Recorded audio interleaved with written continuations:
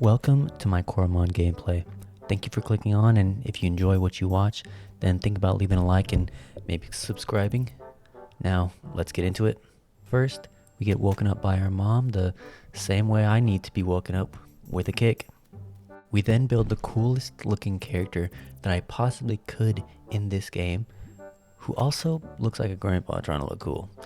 And if you can guess my favorite color, put it in the comments below. We first go around our room and take any loose change we can find. We then head to our mom's room to see if she has any cash and end up finding her diary and reading into a few secrets. I even played some Flappy Swarmy and got the highest score in the entire world. Next we head downstairs and talk to our little brother, who is just a huge fucking liar, by the way. Our mom then compliments us on our outfit, ready to start our new job as a Lux Solus battle researcher, and that she wanted to take us to our favorite breakfast place as a surprise. Afterwards, tells our idiot brother to watch the cakes she left in the oven for us. We then make it to our new job at the Lux Solus campus and build my own custom difficulty with a few easy and hard mode settings applied for our new playthrough. Of course, we pick the only appropriate gauntlet to use with our brand new outfit. We immediately get transported to the most important part of the game, where we pick our starter and give it the most fitting name that I could think. On top of Snowball, Nelson decided to give us a free Patterbit. He then transports us to the battle arena and challenges us to a one-on-one for our first ever battle, where we then obviously decimate Nelson straight into the ground. Nelson then tells us to head to Radiant Park, but not too much farther since it's not very beginner friendly, but our first choice is to find all the secret items in the Lux Solus campus, including these coupons. We then head into Radiant Park and start off with our first side quest, where Jerome here asks us to give him a Coromon we caught, so we try and give him our Patterbit, yet Fred, his trainer, doesn't quite like this idea and has him give us our Coromon back, as well as a few silver spinners, saying that it's not right to take the easy way out, but little does he know, I would have gladly let him keep the Patterbit. As well as opening a random chest and running into our first wild Coromon, this motherfucker right here kind of rocks. His hoarder trait has a 10% chance to give us an item after battles. We immediately run into and catch our first true party member. We call this one Pickpocket, the way he steals all the pocket change from the future trainers. Finally, we make it to R&D labs, where we run into Larry, who tells us about our gauntlet and that it's more than just a tool to carry our Coromon, but has way more functionality than that. But we all know I chose this gauntlet because it makes me look like a cyborg firefighter. Anyways, the moral is that the gauntlet is a tool. After we meet the pyromaniac Percy, the Coromon version of Stephen Hawking rolls in, makes us put on a lab coat, and takes us to a restricted area where he tells us about Titan Essence and gives us a chance to show off our amazing skills by putting us into what they call the Titan Task Force, where we travel around the world beating the shit out of all the Titans. But first, we need to install this data chip into our gauntlet that will let us collect this Titan Essence, but the only man that can install it lives in a town called Hayville, conveniently between here and Donortown, where the first Titan lives. On our way to Hayville, we run into Larry again, and he gives us the stinky module that for some reason smells just like his forehead. But anyways, what the module does is keep wild Coromon out of the grass. Through this next grassy area on our path to Hayville, we spot more chests, and you know we had to get dripped out again, trying not to look like the nerd Larry, you know what I'm saying.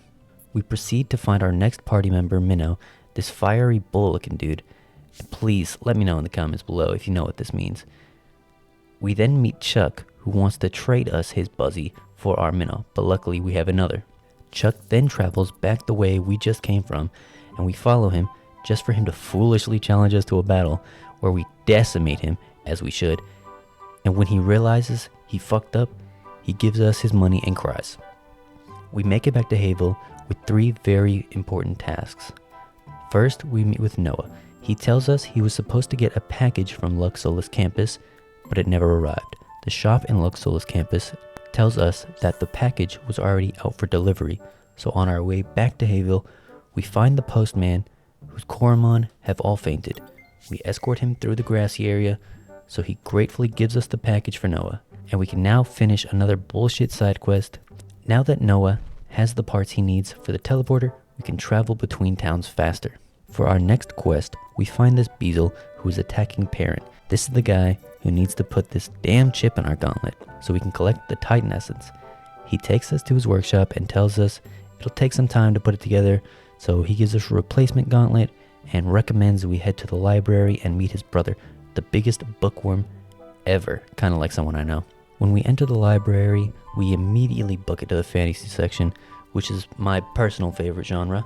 After taking about 10 minutes to read the first page, we head up to get this chest, then find Monica, who's looking for a very specific book, as well as Jebediah, who is wearing a very dumb looking hat that I actually really want.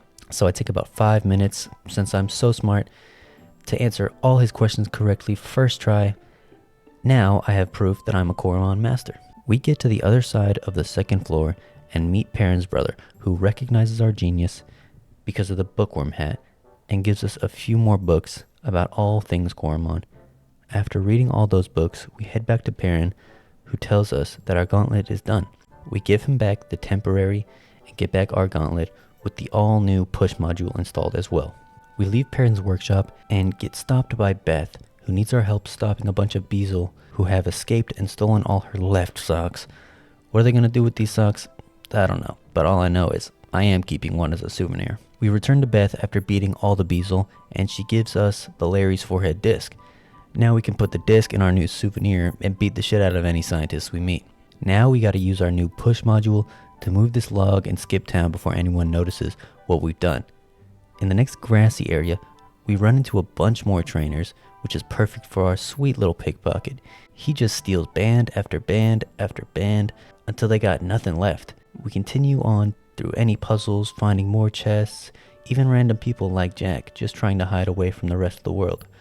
But we notice he's missing a friend, and since we feel bad for taking everything from an already broken man, we might just try and reunite him and his old Coromon, if we can remember. But at least he has a new friend, me. We finally make it to the beach, where Derek here is supposed to take us to Donor Island. That's where all the most important stuff happens.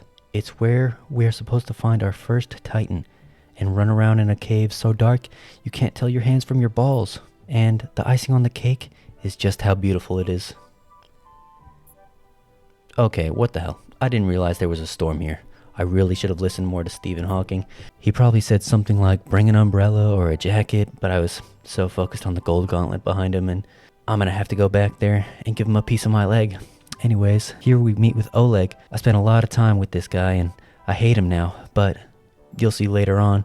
Basically, his machine raises the potency level of any Coromon at least one time. Then we meet Julian. If you guys remember the patter bit we had earlier on, this is where we evolve it. We give him our patter bit and he installs something called a kernel, which is what makes it evolve, I guess. But don't worry, this is not the last time we see him, if you couldn't tell yet. After that, we head over to Buzzlet Labs, where we get forced into another lab coat before meeting with Nicola.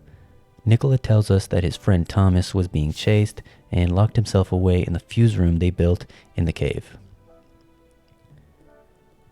Now we decide to be the hero and go save Thomas. You know, since these guys don't really fight.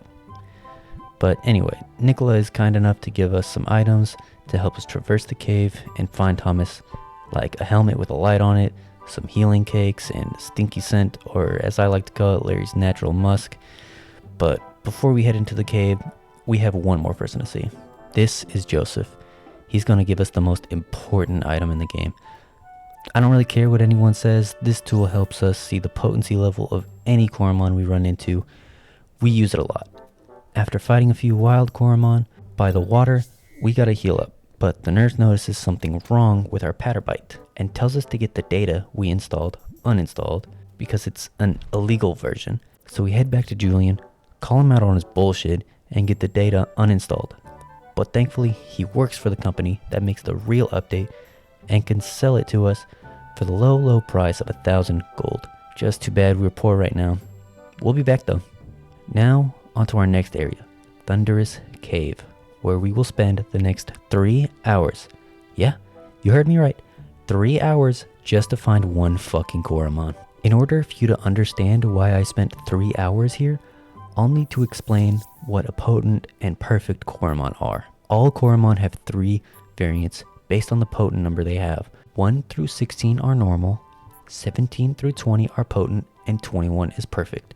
Kinda like shinies in Pokemon, they have different chances of appearing, and the perfects are almost impossible to find in the wild. However, Oleg, the guy I mentioned earlier, can raise the potency level of any Coromon once per Coromon, but the level will raise 1 point, but there's a chance at any potency level for it to reach 21. Now, since the chances are so low, there's an item called the Potent Scent that increases the chance to find these potents and perfects, and there happen to be 2 in this area. The chance with the Potent Scent to find just a potent, which is 17 through 20, is an 8.39% chance, but a perfect is at the most improbable odds of 0.093% chance. So I did my best to get a 20 or as close as I could. However, I know I compared them to shinies already, but they're a bit different. There's a bonus stat point effect in the game that is affected by the potent level of the Coromon, where perfects can gain an additional 126 points, but a Coromon with a potential point of 1 can only get up to 26. We found potent after potent and even a few lunar pup potents, one after the other, until we finally found it. The one we've been looking for this whole time, a potent 19 lunar pup.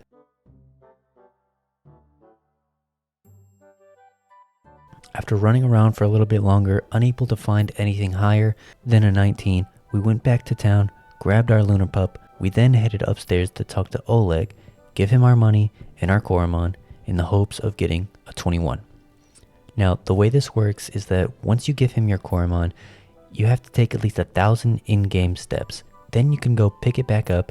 From there, you'll see if it gained 1 point or 2. So what I did was save beforehand, and if I didn't get a 21, we exited out and reloaded the save. We did this over and over and over again for the next 2 hours, running back and forth with my new friend, even speeding up the game, hoping to make it go by faster. Until finally it happened. We got the message, went back to collect, and finally saw a 21, a perfect lunar pup. Now, I don't care if this guy sucks or if he's good, he's the perfect Coromon and will be on the team for the entire playthrough. Now, that's it. That's the end of our first playthrough video. I know it's pretty short, not too funny, and has a lot of holes, but the next video will be a lot better, and I hope you'll watch that one too. Now, if you guys have any suggestions or anything you'd like to see, let me know in the comments below, and maybe I can switch a few things around.